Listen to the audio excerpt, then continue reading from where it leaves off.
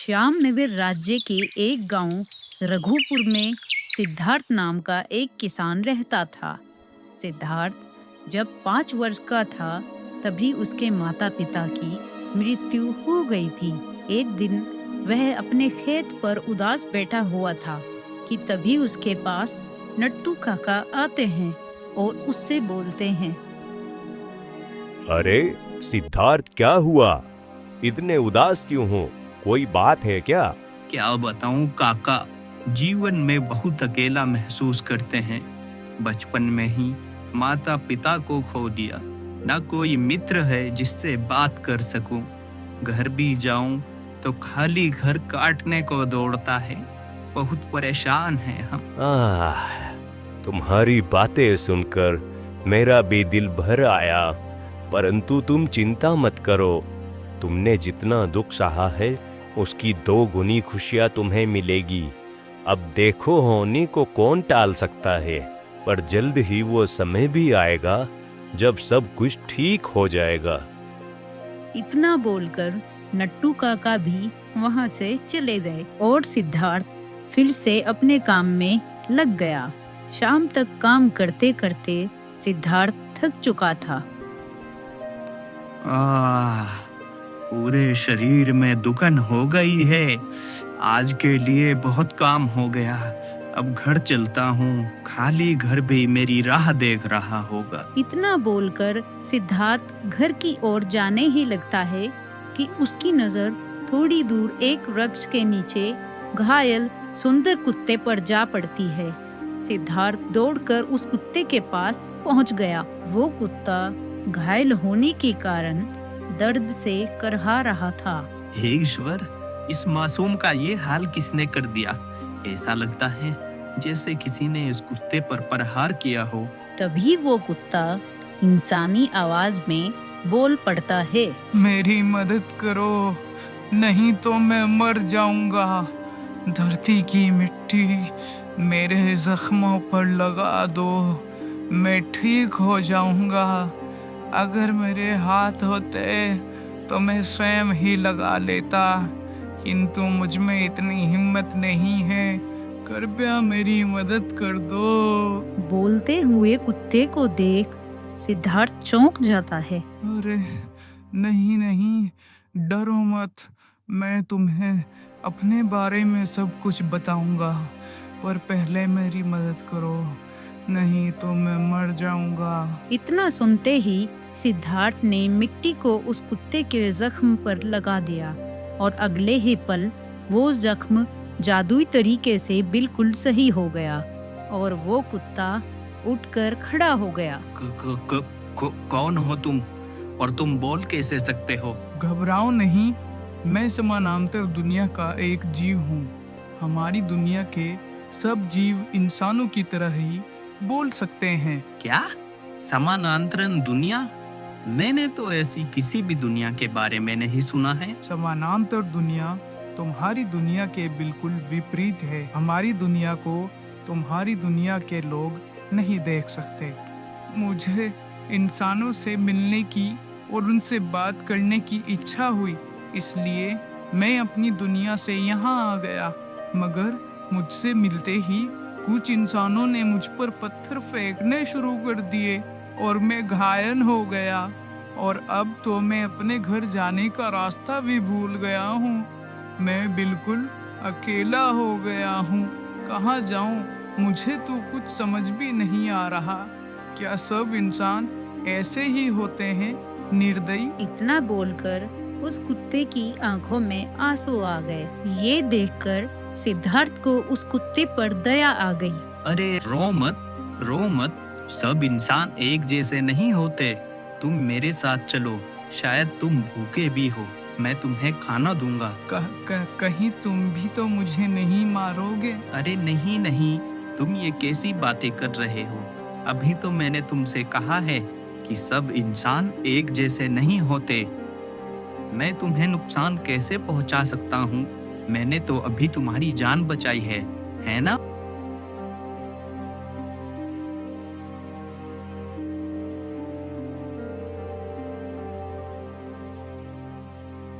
और फिर सिद्धार्थ उस कुत्ते को अपने घर पर ले आया और कुछ रोटियां उसके सामने रखकर बोला, ये खाना खा लो।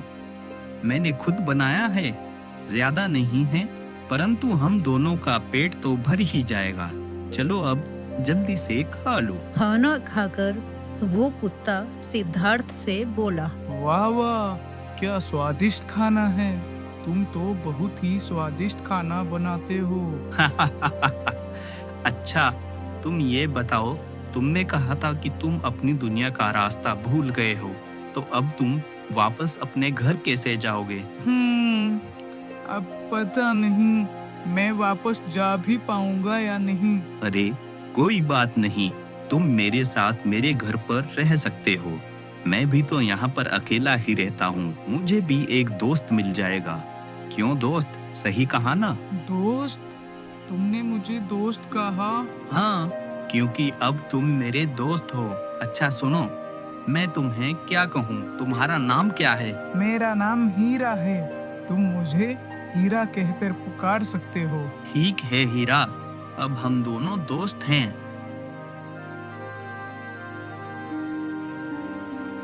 अगली सुबह सिद्धार्थ खेत पर जाने लगा तो हीरा भी उसके पीछे पीछे आने लगता है। हम कहाँ जा रहे हैं दोस्त? अरे नहीं हीरा, तुम ये क्या कर रहे हो?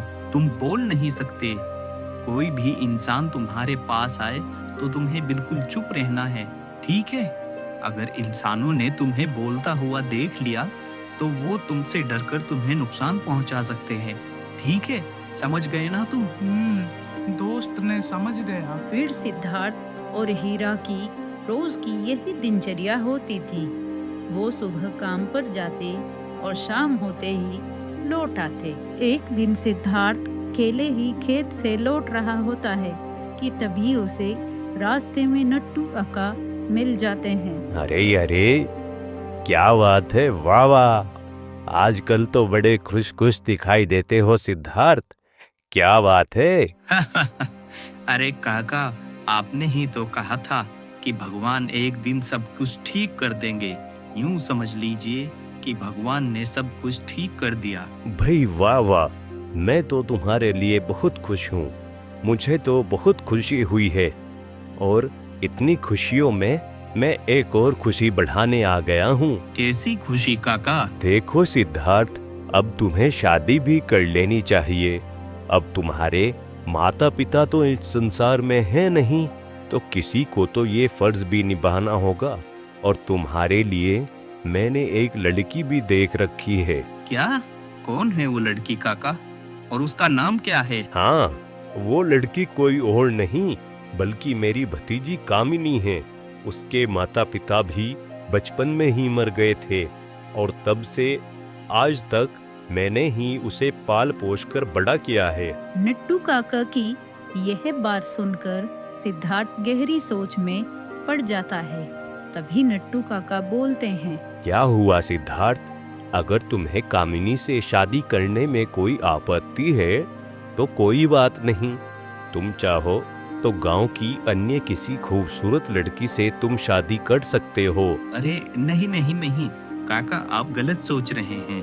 क्या आप मुझे आज रात सोचने का वक्त दे सकते हैं? हाँ हाँ, क्यों नहीं, तुम्हें जितना वक्त लेना है ले लो। आराम से सोचकर कल सुबह मुझे जवाब दे देना। सिद्धार्थ वहाँ से सीधा घर पर चला आता है। सिद्धार्थ को परेशान देख हीरा उससे पूछता है, क्या हुआ मित्र, तुम किस सोच में गुम हो? हीरा, दरअसल आज मुझे रास्ते में नट्टू काका मिले थे। वो अपनी भतीजी का विवाह मुझसे करना चाहते हैं। अरे वाह, ये तो बहुत अच्छी खबर है। तुम्हें पता है, हमारी दुनिया में भी तुम्हारी तरह ही विवाह होते हैं। वो सब तो ठीक है हीरा, पर मैं सोच रहा हूँ कि मेरी पत्नी के इस घर में आने के बाद वो तुम्हारे साथ कैसा बर्ताव करेगी, और अगर उसने तुम्हें बोलता हुआ देख लिया तो शायद वो तुम्हें स्वीकार ना करे। अरे ऐसा कुछ नहीं होगा मित्र। पर हीरा, अगर ऐसा हुआ तो मुझे बहुत बुरा लगेगा, क्योंकि हीरा तुम मेरे बहुत अच्छे मित्र बन गए हो और अब मैं तुमसे दूर नहीं होना चाहता। अरे तुम बेवजह उल्टा सीधा सोच रहे हो। ये भी तो हो सकता है कि तुम्हारी पत्नी मेरी तुमसे भी अच्छी दोस्त बन जाए। हीरा की यह बातें सुनकर सिद्धार्थ के चेहरे पर मुस्कान आ जाती है।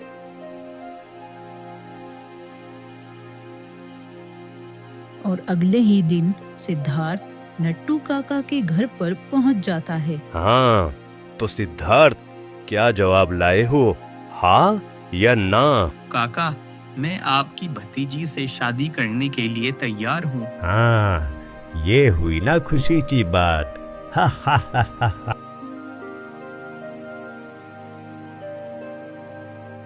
कुछ दिन बाद ही उन दोनों की शादी हो जाती है और कामिनी सिद्धार्थ की पत्नी बनकर उसके घर पर आ जाती है। परंतु जब कामिनी ने घर में प्रवेश किया तो तभी उसे हीरा दिखाई दिया और वो सिद्धार्थ से बोली, सिद्धार्थ, जहाँ तक मैं जानती हूँ तुम तो अपने घर पर अकेले रहते हो ना, तो तुमने ये कुत्ता कब पाल लिया? अरे कामिनी, ये केवल कोई कुत्ता नहीं है, ये मेरा मित्र है और इसका नाम है हीरा।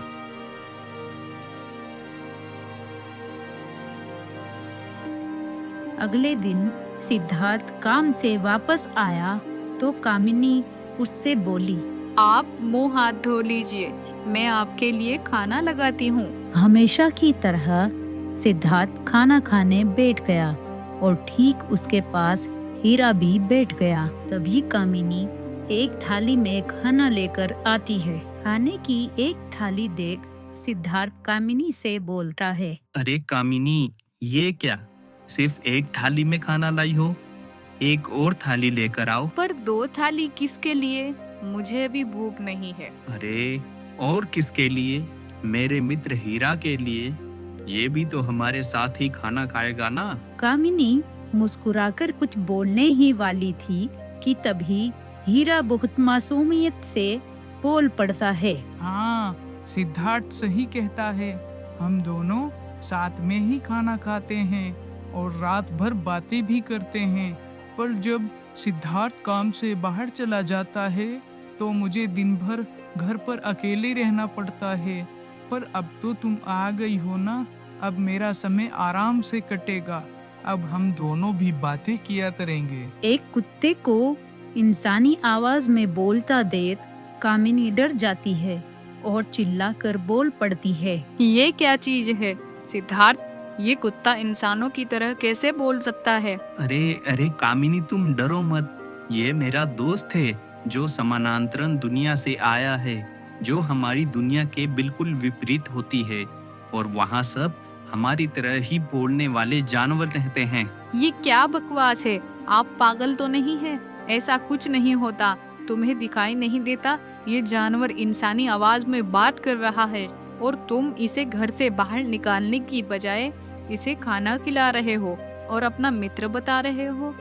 अभी इसी वक्त इसे घर से बाहर निकालो। जब तक यह इस घर में रहेगा मैं यहाँ एक पल नहीं रहूंगी। अरे कामिनी, पर तुम मेरी बात तो सुनो। नहीं, मुझे कुछ नहीं सुनना। तुम इसे घर से बाहर निकालते हो या नहीं? कामिनी के मुख से यह बातें सुनकर सिद्धार्थ क्रोधित होकर बोलता है, तुम्हें समझ नहीं आता? जब मैं बोल रहा हूँ कि ये मेरा मित्र है, ये किसी को कोई नुकसान नहीं पहुँचाएगा। तो ठीक है, अब इस घर में मैं तभी आऊंगी जब तुम इस बोलने वाले कुत्ते को भगा दोगे। ना जाने कुत्ते के भेष में कोई चुड़ैल है या दानव। कामिनी गुस्से में घर से चली गई और यह देखकर हीरा की आंखों में आंसू आ गए। सिद्धार्थ हीरा की ओर देखकर बोला, देखा, मैंने तुमसे कहा था ना, जिस बात का डर था वही हुआ। मैंने तुमसे कहा था कि किसी के सामने बोलना मत। पर दोस्त, अगर देखा जाए तो तुम्हारी पत्नी बिल्कुल सही कह रही है। मेरा तुम पति पत्नी के बीच रहना सही नहीं है। मेरा यहाँ से चले जाना ही सही रहेगा। पर मेरे दोस्त हीरा, तुम जाओगे कहाँ? तुम मेरी फिक्र मत करो मित्र, मैं कहीं भी चला जाऊंगा। नहीं नहीं नहीं, तुम कहीं नहीं जाओगे। हमारी मित्रता अटूट है। इधर कामिनी को घर पर अचानक देख नट्टू काका हैरान हो गए और कामिनी से पूछने लगे। अरे अरे अरे, क्या हुआ बेटी? तुम अचानक यहाँ और इतनी क्रोधित क्यों हो? कामिनी पूरी बात नट्टू काका को बताती है। पिताजी, वो पागल हो गए हैं। अपने घर पर एक कुत्ता रखा हुआ है जो इंसानों की तरह बातें करता है और उसे अपना मित्र बताते हैं। मुझे तो वो कुत्ता कोई दानव लगता है। हाँ हाँ, अब मैं समझ गया।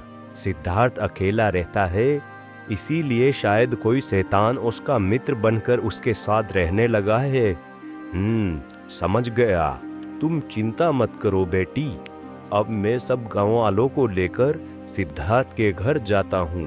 थोड़ी ही देर में नट्टू काका ने कुछ गांव वालों को इकट्ठा कर लिया और सबको लेकर सिद्धार्थ के घर पर पहुंच गए और सिद्धार्थ को आवाज लगाने लगे। सिद्धार्थ, अरे ओ सिद्धार्थ, घर से बाहर आओ और अपने उस बोलने वाले कुत्ते को भी लेकर आओ। आज वो जीवित नहीं बचेगा।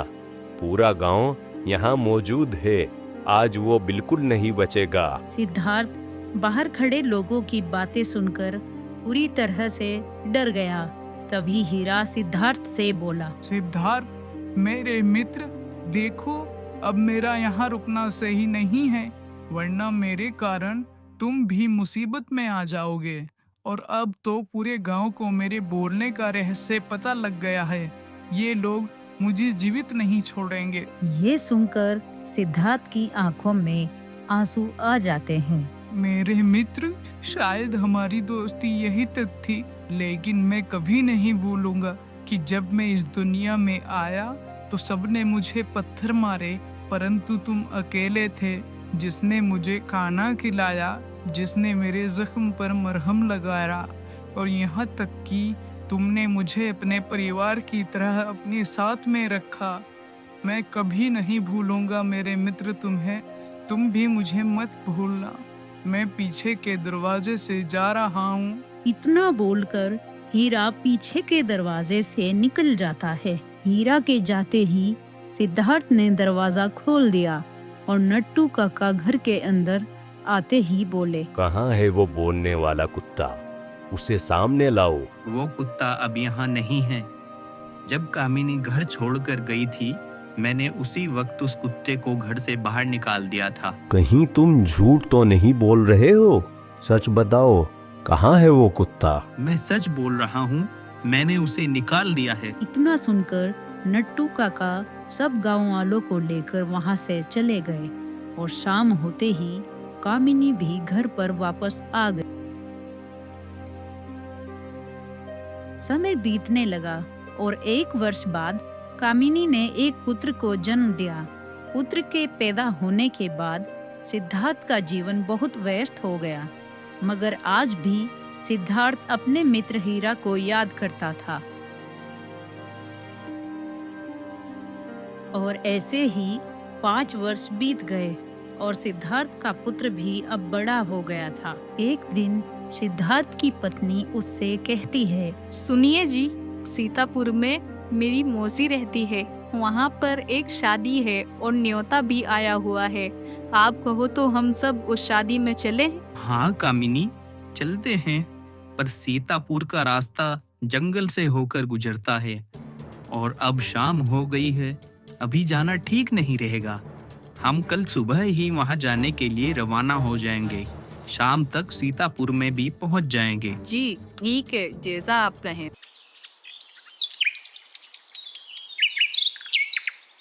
अगली सुबह होते ही सिद्धार्थ अपनी पत्नी और पुत्र को लेकर सीतापुर के लिए रवाना हो जाता है। सीतापुर का रास्ता बहुत लंबा था और उन्हें चलते चलते दोपहर हो जाती है।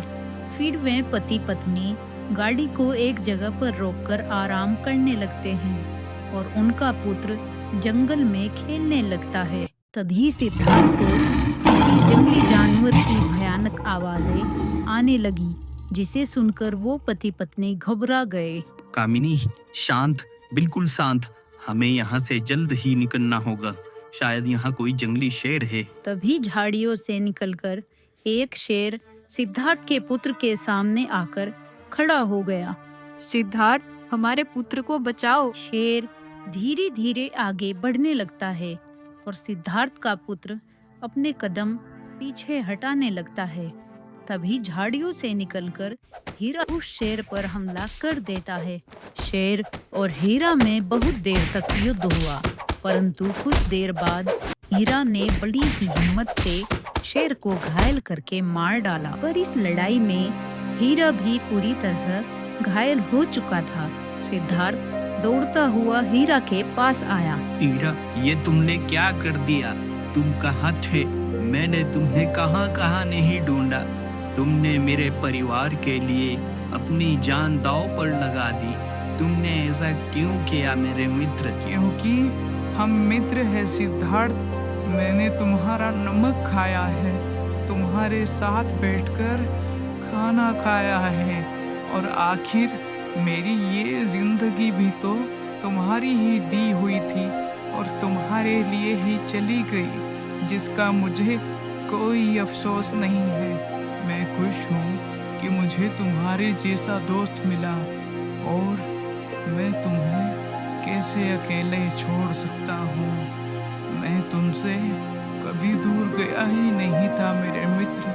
मैं चुपके से तुम्हारे घर के आसपास रहता और तुम्हें देखता रहता था। आज भी मैं चुपके से तुम्हारा पीछा ही कर रहा था। पर मित्र, तुम मुझसे मिले क्यों नहीं? क्योंकि मैं तुम्हारे परिवार की खुशियों को खराब नहीं करना चाहता था सिद्धार्थ, इसीलिए मैं तुमसे नहीं मिला। तभी कामिनी रोती हुई हीरा के पास आकर खड़ी हो गई और बोलने लगी। मुझे क्षमा कर दो। मैंने तुम्हें कितना गलत समझा और तुमने मेरे बच्चे के लिए अपने प्राण दांव पर लगा दिए। मैं अपने आप को कभी माफ नहीं कर पाऊंगी। इसमें तुम्हारा कोई दोष नहीं है कामिनी। खुद को दोष मत दो। मेरे जाने के बाद कभी रोना मत सिद्धार्थ, बल्कि मुझे हमेशा याद रखना कि तुम्हारा कोई दोस्त था। जाते जाते भी हीरा ने अपनी दोस्ती का फर्ज निभाया।